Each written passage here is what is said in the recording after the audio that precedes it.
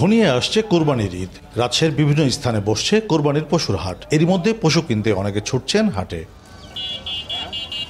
পশুর হাটের জন্য রাজশাহীতে ঐতিহ্যবাহী সিটি হাট। এখান থেকে ব্যাপারীরা কোরবানির পশু কিনে নিয়ে যাচ্ছেন ঢাকা, চট্টগ্রাম, সিলেট সহ দেশের বিভিন্ন প্রান্তে। খামারিরা বলছেন হাটে এখন পশুর দাম তুলনামূলক কম।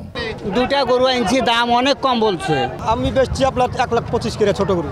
দাম হচ্ছে 115, 25, 200 এরকম চলছে। 80 থেকে 1.5 লাখ টাকায় বিক্রি হচ্ছে দেশি ছোট আকারের গরু। মাঝারি গরুর দাম কিছুটা বেশি। দাম নিয়ে আছে মিশ্র প্রতিক্রিয়া।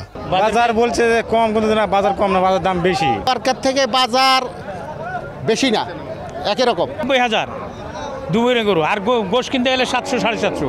সেই হিসেবে না করে গরুর দাম চাইছে বেশি। সিটি হাটে গরু আসলেও তা বিগত বছরগুলোর তুলনায় কম। হাট আগামী সপ্তাহ থেকে জমজমাট হবে বলছেন ইজারাদার। গরু পর্যাপ্ত আসছে, তারপর আশা তুলনায় কম। এখন বর্তমানে যে আমাদের আজকে মানুষ বুঝেছে যে না, বেচা কিনা স্বতঃস্ফূর্তভাবে করতে পারবো। বুধ, আগামী রবি আর একটা বুধ, 3টা হাট পাবো। এই 3টা হাটে আমার মনে হয় যে ব্যাপক ক্রেতা বিক্রেতা উভয় আসবে এবং বেচা কিনা ভালো হবে। এবার রাজশাহীতে কোরবানিযোগ্য পশু আছে 4,96,893টি। কাজী শাহেদ, দেশ টিভি, রাজশাহী।